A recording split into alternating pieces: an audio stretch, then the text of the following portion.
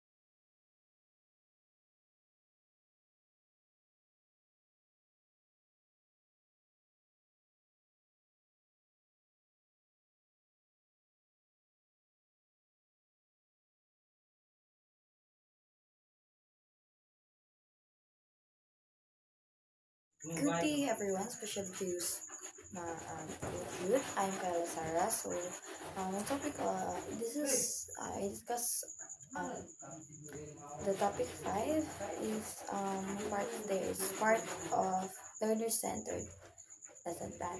So, what is learner centered lesson plan? So, learner students centered learning as SSL is an approach that allows students to take ownership on their learners instead of settings, um, facility listening as a teacher delivers instructions.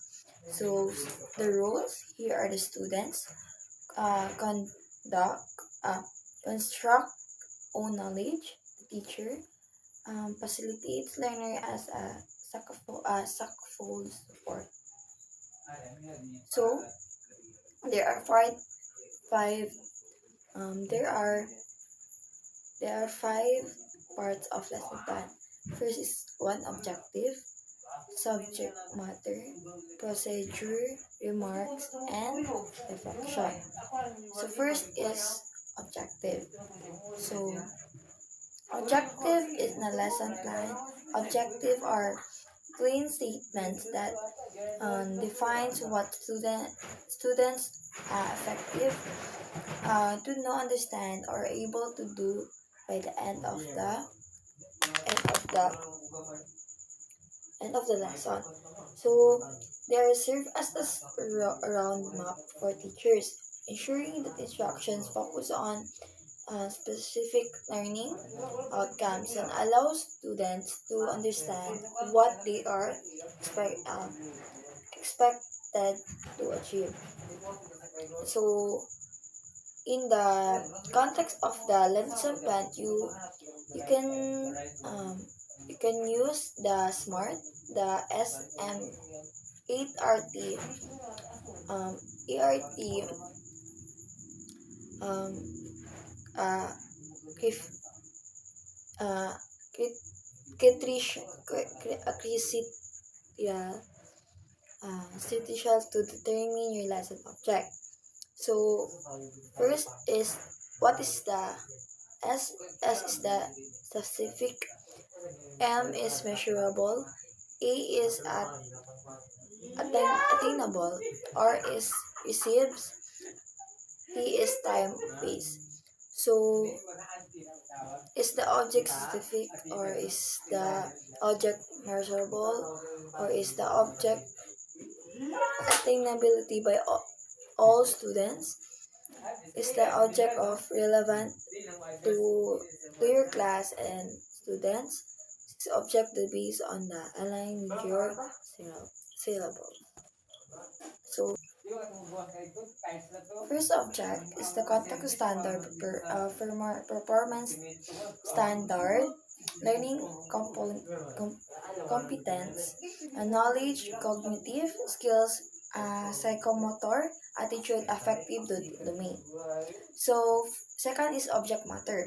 So specific context or topic of which we taught during the lesson. It includes the core ideas, concept, facts, and skills that students expected to learn. Subject matter also assess the resources and materials used to uh, deliver the instructions such as textbook, website, and other instructional aids. So, example, the laptop. So, IMs, instructional materials, PPTs, PowerPoint, and presentation. So, number three is the procedure. So, outlines of the specific step of the activities the teacher and students will follow to achieve the lesson objects. So, here are the A to G text. So first is preparation. B is motivation question. C is activity. D is analysis. E is abstractions. F is application. G is general application of concept and skills in daily living.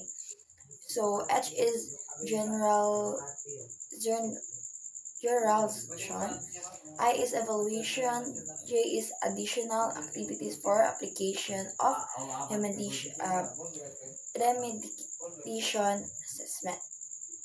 So number 5 is remark. So this is a part of the lesson plan is which teachers shall document specific instances that result continuations of lesson to the follow day. So in the case of this reteaching, is implicit implicit time transfer of lesson to the following day as a result of class suspen- suspension, etc.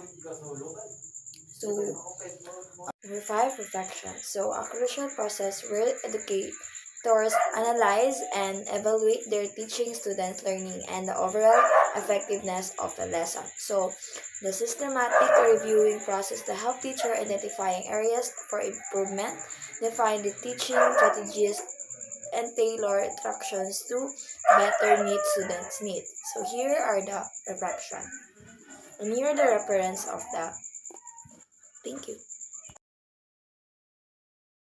Good day everyone, my name is Justin S. Guzman and I'm from Study Hub number 2. So before I will discuss my topic, let's have a little recap about Miss Kyla's topic. So Miss Kyla's topic is instructional learning process. So instructional learning process, we have learning objective. So when we said learning objective, it is the example, the end of the lesson, student will be able to identify and describe the three state of matter. And we have so next we have teaching content. So when we say teaching content, an example of this is example a science a lesson on solid, liquid, and gases, including their properties and examples. So let's go to my topic, which is the continuation of Kyla's topic. So Miss Kyla's topic is all about the instructional learning process. It's the same with me, the continuation. So the continuation of this topic is we have the lesson planning. So when we said lesson planning, we have the three part of it, which is the pre-planning and implementation and also the evaluation. So when we said lesson planning, it is a setting goals and selecting materials. So an example, a teacher reviewed curriculum, select visual aids, and prepared a short video on state of matter. So implementation. So implementation it is delivering the lesson using a process strategy. Example, teacher show the video, facilitates discussion and lead a hands-on experiment with water, ice, and steam. So we have the last is we have the evaluation. So when we said evaluation, it is assessing if a learning objective were met. Example, student complex worksheet and a short quiz to assessing understand of the topic. So, good day to each and everyone. So, I am Venice Marie Quidel Santos from Study Hub number 2. So, before we proceed to my discussion, let's have a short recap about what Mr. Guzman talked about. So, she talked about lesson planning, which is pre-planning. So, what do you mean by pre-planning? So, pre-planning is the process of gathering information and making initial decisions about students' needs, learning goals, content, resources before designing an actual lesson plan. So it is a starting phase of lesson plan, which is pre-planning. So under the lesson plan pre-planning, we have lesson plan, implementation, and also evaluation. So let's define what is lesson planning. So the detailed design of the instructional process, including objectives, content, teaching strategies, materials, and assessments to guide learnings. So now let's proceed to implementation. So the stage where the teacher delivers the lessons to the student. So using planned strategies and adapting as a needed to ensure effective learning. So last one is evaluation. So the process of assisting students learning and reviewing the effectiveness of the lessons to uniform future teaching. So now let's proceed to my discussion, which is lesson chunking and micro teaching basics. So lesson chunking. So what do we mean by lesson chunking? So lesson chunking is the strategies to dividing lesson content into smaller, meaningful section to help the learners process um, process and retain information more effectively. So, in the learner-centered classroom, in the learner-centered classroom, rather, lesson chunking is designed around a student's cognitive load and learning style. So, each chunk is followed by interactive or reflective activities to deepen understandings and promote students' engagement. Here is the examples. So first is the subject is science. So the topic is all about photosynthesis. So lesson chunking. So first chunk is introduction to photosynthesis. So definition, importance. So what is photosynthesis? Photosynthesis, and then the activity. So brainstorm examples of plants and using sunlight.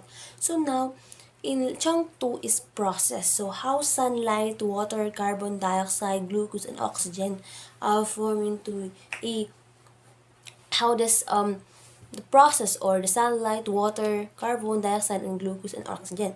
So the activity in here, no, activity here rather, diagram labeling in pairs. So in chunk 3 is factors affecting photosynthesis. So the activity must be small group discussion and scenario analysis. So it helps teachers to um, a hard lesson to be more easier to the learners to learn. So now let's proceed to micro teaching basics. So micro teaching is a teacher training technique. So where a short lesson is taught to small group to practice specific teaching skills. So followed by feedback and reflection. So here is micro teaching is a learner-centered framework focuses on improving students' engagement and participation. So it encourages to experimentation with strategies with questioning techniques, use of visuals, or group tasks to foster active learning. Now we have here an example. So the subject is mathematics. So the topic is finding the area of the triangle. So first is the objectives. So now students will calculate calculate the area using the correct formula. So the duration is only 7 minutes. So activities is briefly explanations with the triangle diagram and guided practice solving one problem. So and also ask a student to solve a second problem on board. So the feedback focus only clarify that of use of visual statements and student use of visuals and students engagement. So the overall conclusions of my topic is lesson chunking and micro teachings are essential strategies in learner-centered education that enhance both teaching effectiveness and student learning. Together, these approaches promote more personalized, effective, need, and reflective teaching that puts the learner's need and experience at the center of educational process. So for the overall conclusion for topic 5, which is the learner-centered lesson plan, so it place the focus on the students' needs, interests, abilities, and learning styles rather than solemn on the content of the teacher. So it promotes active engagement, critical thinking, and collaboration. So allowing students to take more responsibility for their own learning. So by incorporating strategies such as differentiate instruction, interactive activities, and continuous assessment, learner-centered planning create a more inclusive and effective learning environment. So ultimately, it shifts the role of the teacher from the knowledge giver to the facilitator and guide, fostering deeper understanding and long-term learning success. So that's all for my topic for this video. So for topic 5, which is learner-centered lesson plan. So see you for the next video. Bye-bye.